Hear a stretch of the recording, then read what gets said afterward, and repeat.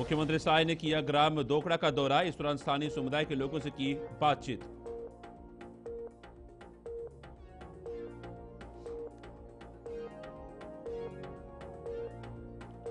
मुख्यमंत्री द्वारा सहायता सामग्री वितरण की गई, जिसमें मुद्रा लोन चेक शामिल रहा।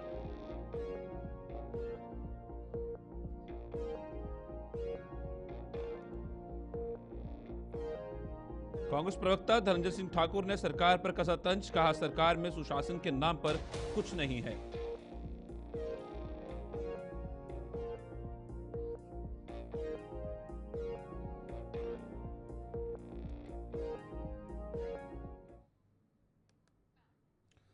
नमस्कार, छत्तीसगढ़ी खास खबरें देख रहे हैं आप सब। मैं हूं आपके साथ साहिल केरनी। नजर डालेंगे कुछ खास और अहम खबरों के ऊपर।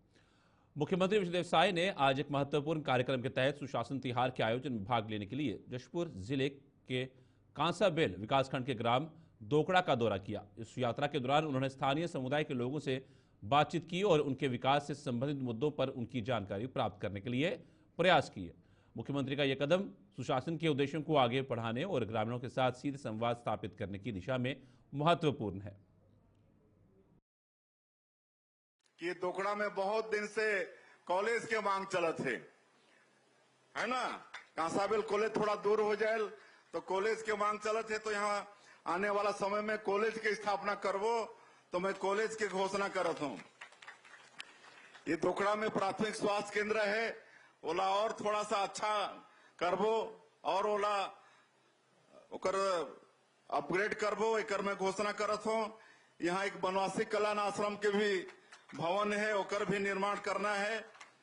और यहाँ खेल कूद के लिए हमार बच्चा मन के लिए एक मिनी स्टेडियम, ओकर भी मैं घोषणा करत हूँ। और हमारे गोरिया मुंडा ये जलाशय जो है, इस क्षेत्र में काफी वाटर लेवल हमारा मेंटेन करेल, तो ओकर भी और थोड़ा ओकर सौंदर्यीकरण हो, ओकर विकास हो, एक लिए भी चिंता करबो। और यहाँ जो कार्यक्रम होते, बहुत प्राचीन शिव मंदिर है, मैं भी बराबर दर्शन करे बार आता हूँ। तो ये शिव मंदिर प्रांगण के परिसर एक भी जीर्णोद्धार करबो। और एक यहाँ दोकड़ा में एक मंगल भवन है, जहाँ शादी ब्याह हर तरह के कार्यक्रम हुए, काफी पुराना होगी से तो कर। जशपुर में वितरण समारोह कांसाबेल विकासखंड के दोकड़ा गांव में आयोजित समाधान शिविर संपन्न किया गया, जिसमें मुख्यमंत्री विष्णुदेव साय विशेष रूप से शामिल रहे। आयोजन में मुख्यमंत्री द्वारा प्रधानमंत्री आवास योजना के अंतर्गत निर्मित घरों की चाबी सौंपी गई, जिससे लोगों को अपने नए घर का स्वामित्व प्राप्त हुआ। इस दौरान 10वीं और 12वीं कक्षा के मेरिट सूची में स्थान प्राप्त करने वाले विद्यार्थियों को समारोह के माध्यम से सम्मानित किया गया।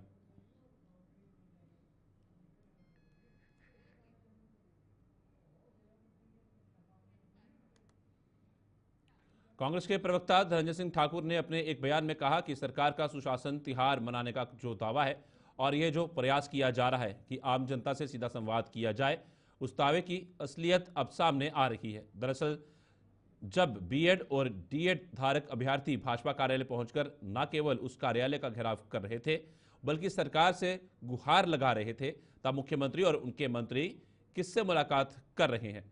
कौन है वे व्यक्ति या समूह जिनसे संवाद स्थापित किया जा रहा है? ये स्थिति यह दर्शाती है कि सरकार का जनता से संवाद करने का तमाशा पूरी तरह से असफल हो रहा है और इसे कटकी हुई जनता की आवाज अनसुनी रह रही है। सुशासन तिहार मनाकर आम जनता से सीधा संवाद करने की जो दावा था सरकार का, उसकी पोल खुल गई है। जब बीएड डीएड धारी अभ्यर्थी जब भाजपा कार्यालय पहुंचकर कार्यालय का घेराव किए और गुहार लगाए, आखिर मुख्यमंत्री जी और सरकार के मंत्री किससे मुलाकात कर रहे हैं? कौन वो लोग हैं जिससे मुलाकात कर रहे हैं?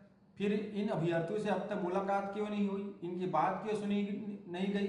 असल मायने में सुशासन तिहार पूरी तरह से प्रायोजित कार्यक्रम है। उससे ना तो किसानों से मुलाकात होता, ना छात्रों से, ना आम लोगों से, ना आम लोगों की बात वहाँ सुनी जाती है, ना उनको बात रखने दी जाती है। इसीलिए आज डेटधारी जो अभ्यर्थी हैं वो भाजपा कार्यालय पहुंचे थे और सुशासन की पोल खुल गई है।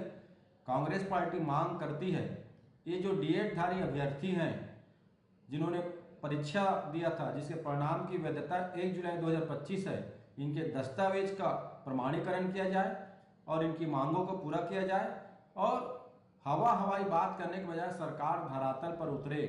सुशासन नाम की बाल अधिकार संरक्षण आयोग की अध्यक्ष डॉक्टर वर्णिका शर्मा ने मुख्यमंत्री और स्वास्थ्य मंत्री को पत्र लिखकर सभी जिला अस्पतालों में निःशुल्क IVF केंद्र खोलने की मांग की है। उन्होंने कहा कि रायपुर मेडिकल कॉलेज में प्रस्तावित IVF सेंटर स्वागत योग्य कदम है, लेकिन इससे आर्थिक रूप से कमजोर निसंतान दंपतियों को लाभ नहीं मिलेगा जब तक ये सुविधा जिला स्तर पर ना हो। वर्तमान में ऐसी कोई शासकीय सुविधा या योजना नहीं है, जबकि IVF की लागत 1.5 से 5 लाख तक होती है।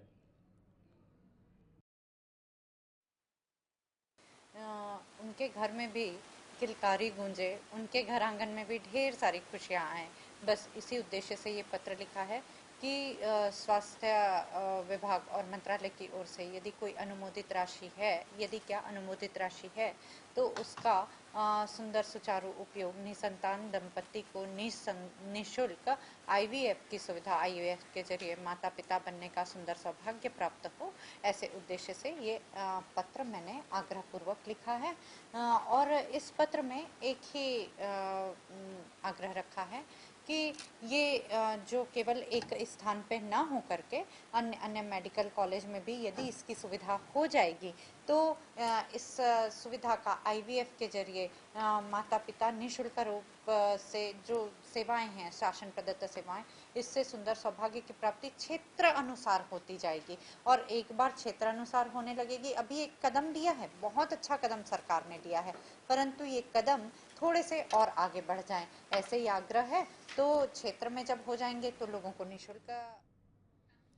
छत्तीसगढ़ के उप मुख्यमंत्री विजय शर्मा ने हाल ही में एक महत्वपूर्ण प्रेस कॉन्फ्रेंस के दौरान जानकारी देते हुए कहा, हमारे सुरक्षा बलों ने हाल के एक ऑपरेशन में 26 से अधिक नक्सलियों को मार गिराया है, जो कि हमारे प्रयासों की सफलता को दर्शाता है। हालांकि इस दौरान हमारा एक जवान घायल हुआ, लेकिन हमें ये बताते हुए खुशी हो रही है कि वे खतरे से बाहर है और उसका इलाज सही तरीके से किया जा रहा है। दुर्भाग्यवश हमारे एक सहयोगी ने इस ऑपरेशन के दौरान अपनी जान गंवा दी है, जो कि हमारे लिए एक बड़े नुकसान के रूप में सामने आया है। हम उनकी बहादुरी को हमेशा याद रखेंगे। और बीजापुर का संयुक्त क्षेत्र है और स्पेशली आप कहें तो इंद्रावती इसमें सेंचुरी और इसके ओरछा के मध्य का क्षेत्र है। लगभग 50 घंटों से सर्च ऑपरेशन चल रहा था जिसमें मुठभेड़ हुई है और 26 से अधिक नक्सली उसमें मारे गए। कुछ बड़े कैडर की भी होने की संभावना है।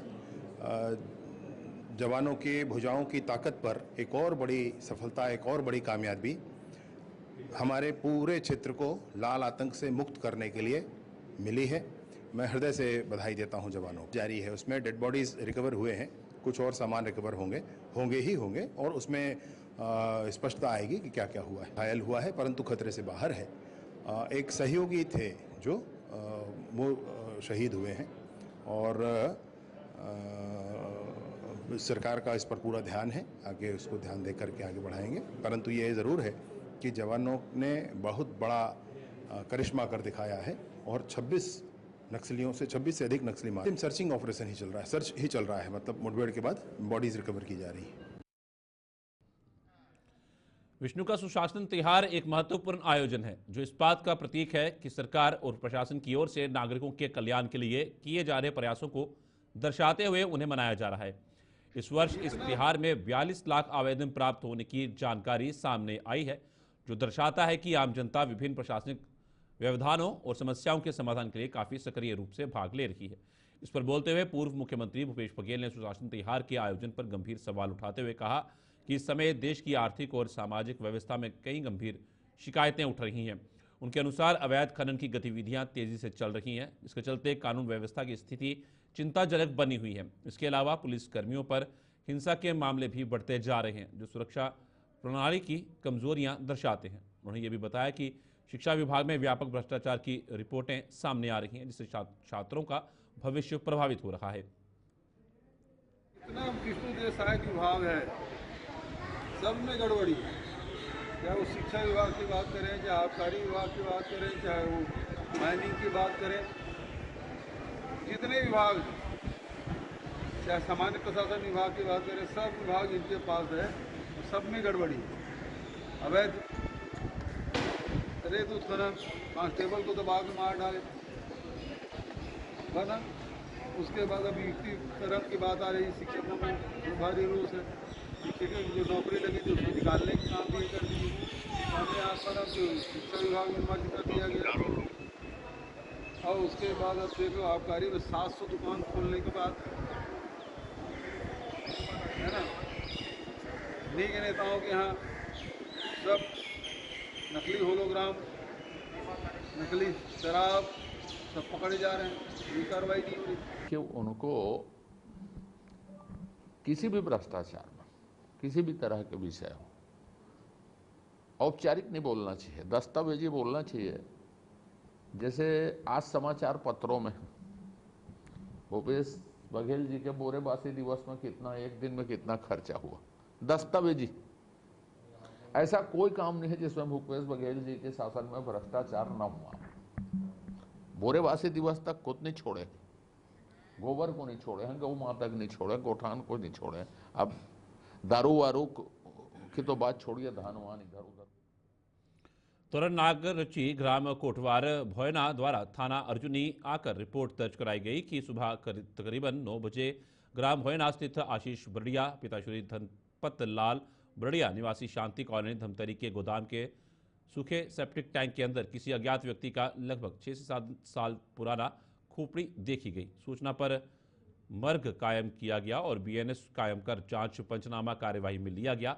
अज्ञात व्यक्ति के मानव कंकाल का पंचनामा कार्यपालिका दंडाधिकारी धमतरी द्वारा किया गया। पंचनामा के दौरान घटनास्थल से एक नग नीला सफेद रंग का डॉट पेन, एक नग सीरीज, एक नग प्लास्टिक का बटन, एक नग अंडरवियर के कमर का भाग का रबर जिसमें डीलक्स लिखा हुआ था, एक नग सीमेंट पोल जिसमें 3 जगह हरा रंग का नायलॉन रस्सी तथा एक जगह साइकिल ट्यूब बंधा हुआ।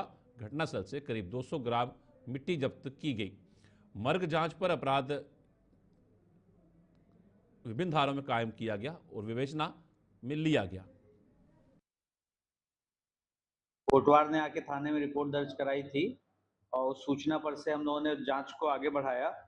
तो ये जो पीछे व्यक्ति खड़ा है, ये इसने 6 से 7 साल पहले अपने सौतेले बेटे का, वो जो कंकाल है वो सौतेले बेटे का है। तो एक रात को विवाद होने पे, उसका बेटा अक्सर काम से बाहर भी चला जाता था, बीच बीच में लौट के आता था, खाने पीने का आदी भी था, और इसकी अपनी बेटियां हैं। उस महिला से जो इसकी पत्नी है उससे इसकी बेटियां हैं, वो बेटा उसके पहले पति का था। तो विवाद होने पे उसने इसका गला पकड़ लिया उस दिन, और इसने फिर झटका दिया उसको, जिससे वो जाके टकरा गया दीवार पे और बेहोश हो गया। तो इसका ऐसा कहना है कि रात में फिर अलग से उठ के, उस दिन उसकी बेटियां और पत्नी वहां पे नहीं थे, ये भी एक इसने बताया है। और वहां बगल में जो खंबा पड़ा हुआ था, खंबे से इसने उसकी बॉडी को बांधा है, और उस बांधने के क्रम में इसने नायलॉन की रस्सी और साइकिल की ट्यूब वगैरह यूज की है, और बांध करके उसको उसने सेप्टिक टैंक में डाल दिया है।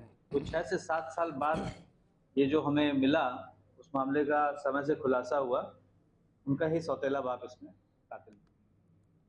राजनांदगांव में दिन दहाड़े शिक्षिका का अपहरण मामला सामने आया, जहां पीड़िता की मां ने थाना डोंगरगांव में रिपोर्ट दर्ज कराई कि उसकी बेटी रोज की तरह अपने गांव से स्कूल पढ़ाने के लिए सुबह तकरीबन 10:30 बजे जा रही थी। रास्ते में एक टाटा नेक्सॉन वाहन में आए हुए कुछ अज्ञात लोगों के द्वारा प्रार्थिया की बेटी को जबरदस्ती अपहरण कर लिया गया।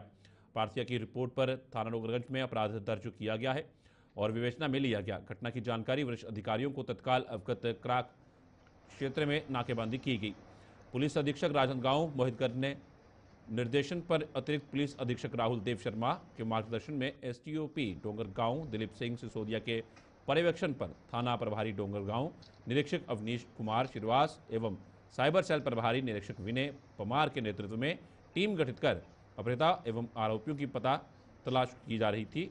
घटना के बाद पुलिस के बढ़ते दबाव में रात्रि में अपहृता को आरोपियों द्वारा अपहृता के परिचित के घर ग्राम अंडा जिला दुर्ग छोड़ा गया, जिसे टीम के द्वारा जाकर बरामद किया गया। 16 मई को डोंगरगांव में एफआईआर दर्ज करा गई थी कि एक पीड़िता को कुछ लोग जो है ज़बरदस्ती किडनैप करके ले गए हैं। मामले की जब जांच पड़ताल की गई तो पीड़िता को कुछ लोग किडनैप करके ले गए थे और उसको जंगल में ले जाके उसके ऊपर पेट्रोल डाल के और उसके ऊपर शादी का दवा बना के उससे शादी किए और फेसबुक में वीडियो वायरल करवाए पीड़िता से कि सहमति से शादी कर रही है। इस प्रकार दबावपूर्वक गलत तरीके से उन्होंने इस प्रकरण को अंजाम दिया। पीड़िता को जो है उसके परिजन के यहाँ से बरामद किया। जब मामले की गंभीरता को देखते हुए इसमें पुलिस टीमें लगाई गई थी। इसमें 2 आरोपियों को घटना के अगले दिन ही रोशन निषाद और कामेश्वर निषाद को गिरफ्तार कर लिया गया था।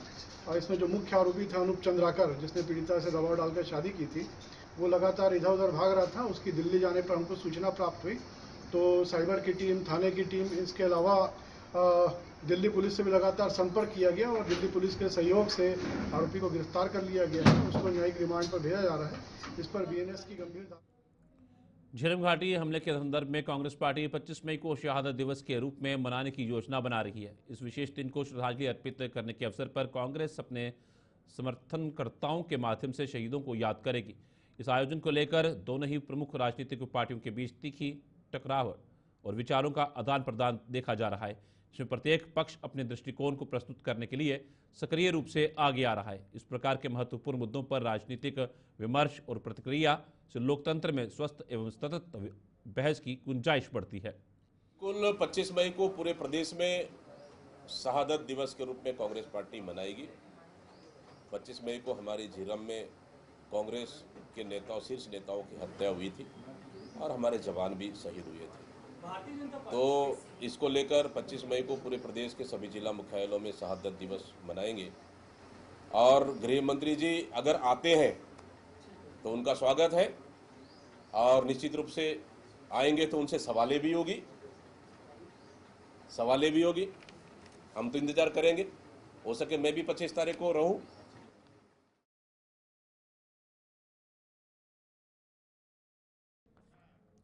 छत्तीसगढ़ी खास खबर में फिलहाल इतना ही। दीजिए इजाजत, नमस्कार।